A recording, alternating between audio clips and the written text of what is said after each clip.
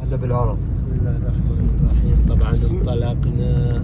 بسم الله الرحمن الرحيم. مصبحكم الله بالخير جميعا. اليوم السبت 18 محرم 1448، وهذا أول فطور سبتي في هذه السنة الجديدة.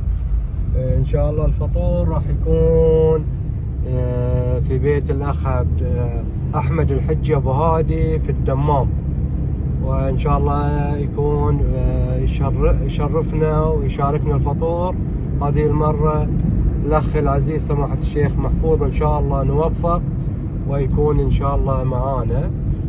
نسأل الله التوفيق، وإن شاء الله ذهابة وعودة بالسلامة إن شاء الله، ونلتقي إن شاء الله عند الأحبة في بيت أبو هادي. أنا طبعا الآن في الطريق وياه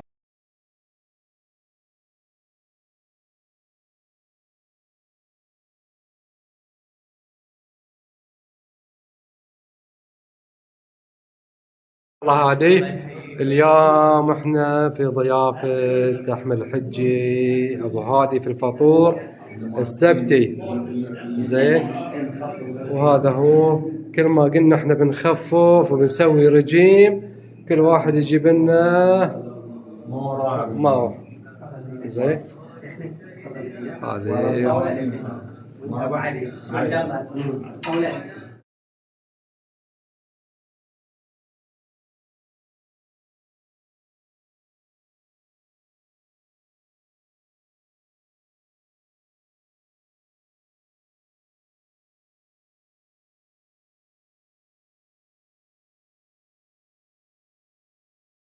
الرحمن الرحيم، والحمد لله رب العالمين، وصلى الله على محمد وآله الطيبين الطاهرين.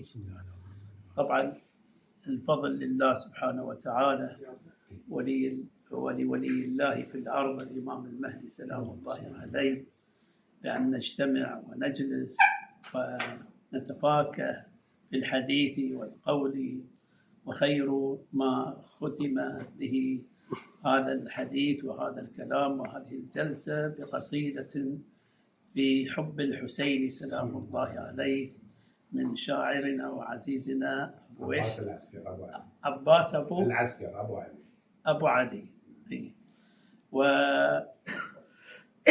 ونقدم شكرنا الجزيل للأخ أبو هادي على هالجلسة الطيبة، جمعتنا بالإخوان وتعرفنا على الأخ عباس لأول مرة، وإن كان شفناه يعني قبل بس كتعرف ولقاء بالأخوة والأحبة أهل القوع والديرة. فالحمد لله، يعني جزاك الله خير أبو هادي، وكثر الله خيرك وبركاتك إن شاء الله في زواج الأبناء والأحفاد. إن شاء الله تكون هناك جمعة ثانية على مندي حساوي. طبعا مندي حساوي من القوع بعد. هاي الملاطفة بس يعني. والحمد لله رب العالمين، يعني ارتحنا وأنسنا بالأخوة. إن شاء الله تتكرر، وأنا أدعوكم إن شاء الله في بيتي مرة ثانية إن شاء الله نجلس وتكون جلسة أفضل وأحسن، يعني من حيث العدد كمل، يعني إن شاء الله. حياكم الله.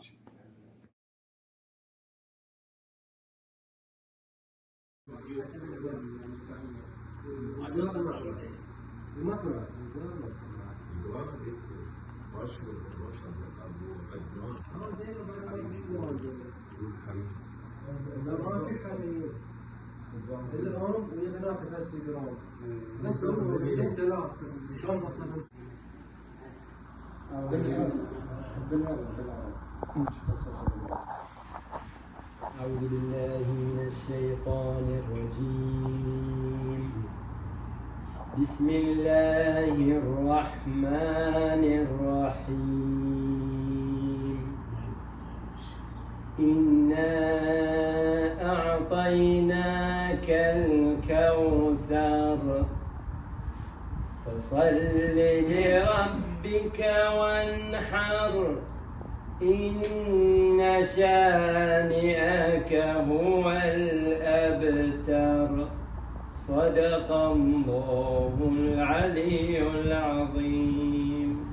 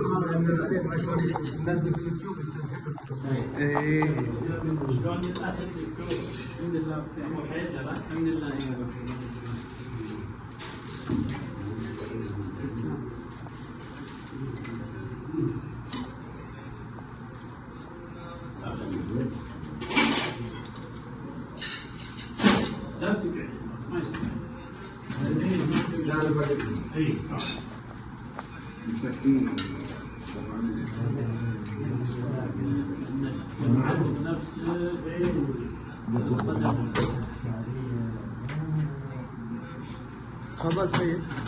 أنا أكبر منك ولا سيد؟ الله يطول بعمرك.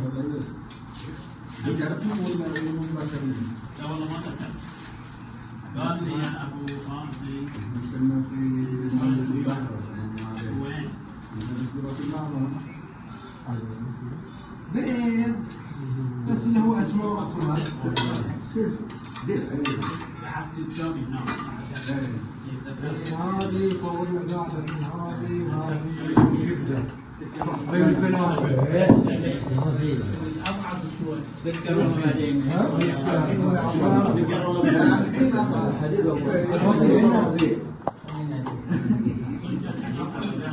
نعم والله بس أنا أول انا شوف هذا فطورنا باقي اللي ما جاء كيف لازم تذكر بدون تذكر ما يصير قال لي صاحب المسجد قال لي سير على فلافل تحت؟ صورة. ابو حسن لا تقول ما شفته تسمع فيه هذا هو شفتها؟ اي والله قال لي باقي صورة ابو حسن بس عشان تتأكد بس.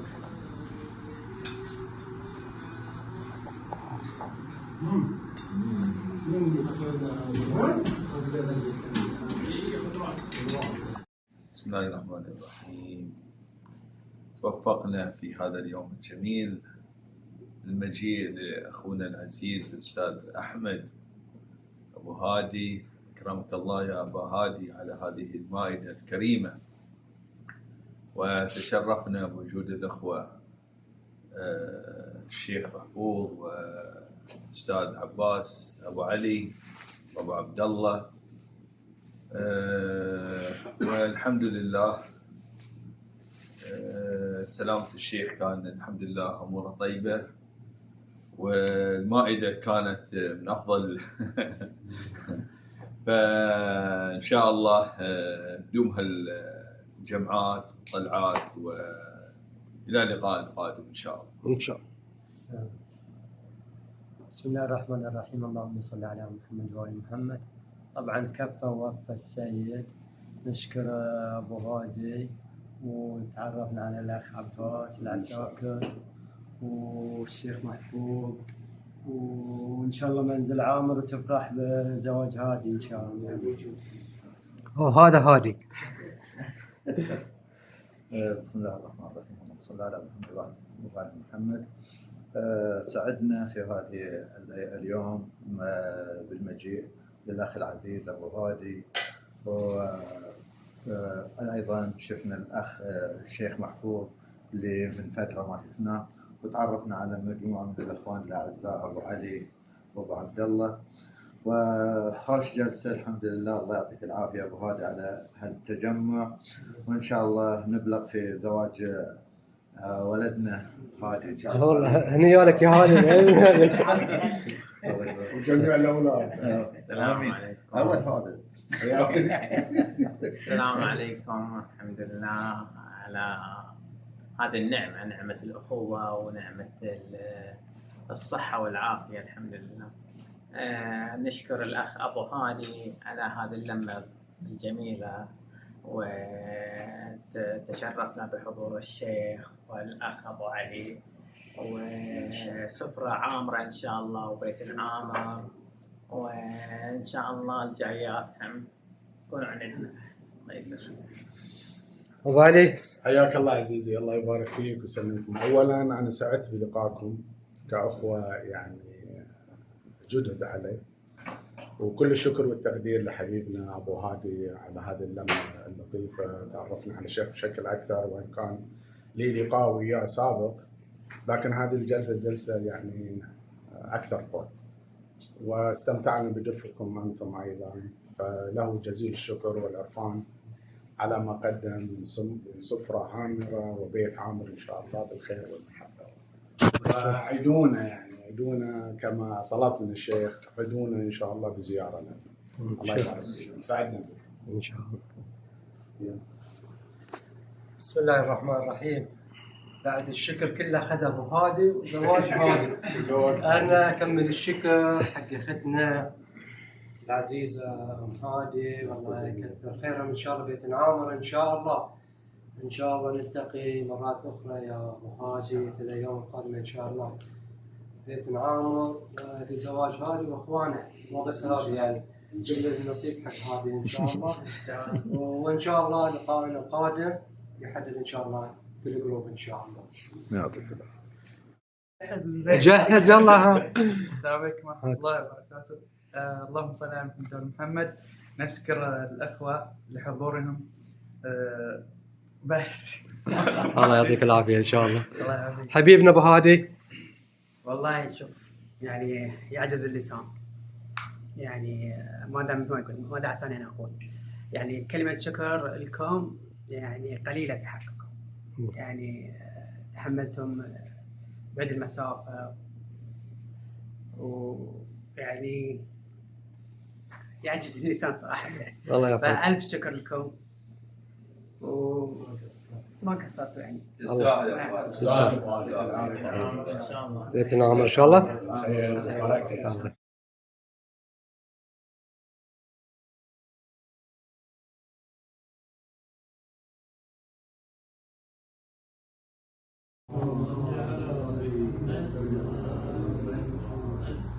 محتاج التصوير.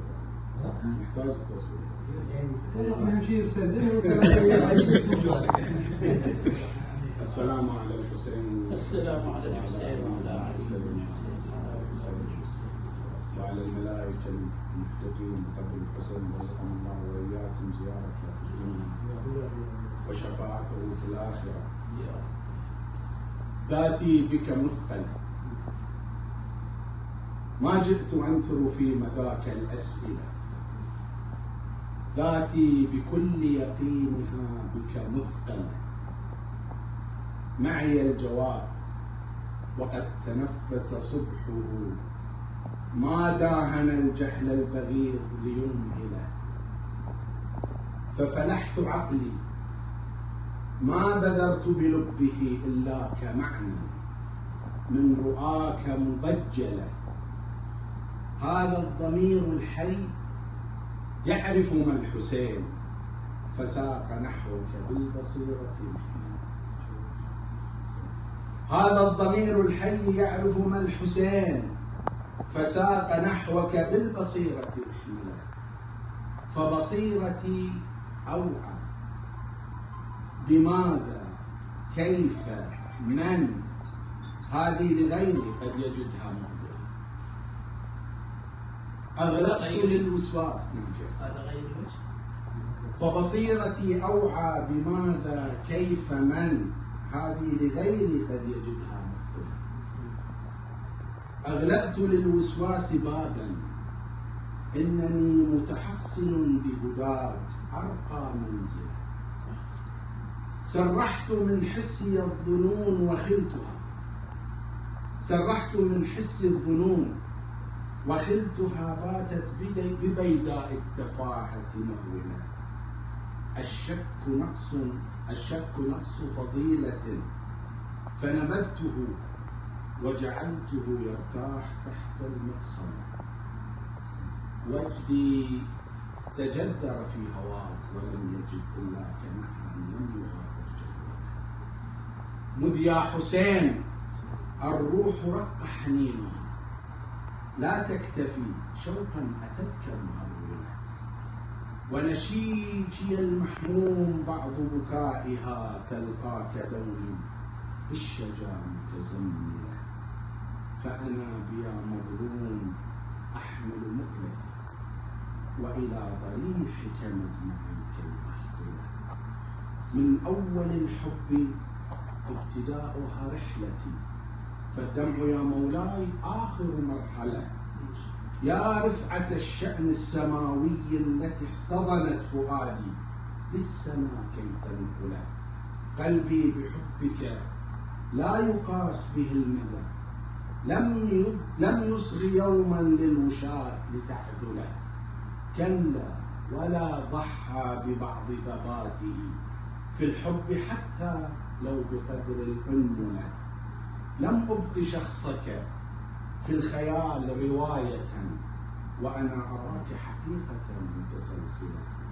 هي تنتمي لله حيث يصونها ويظل ينعتها البصير بمذهلة.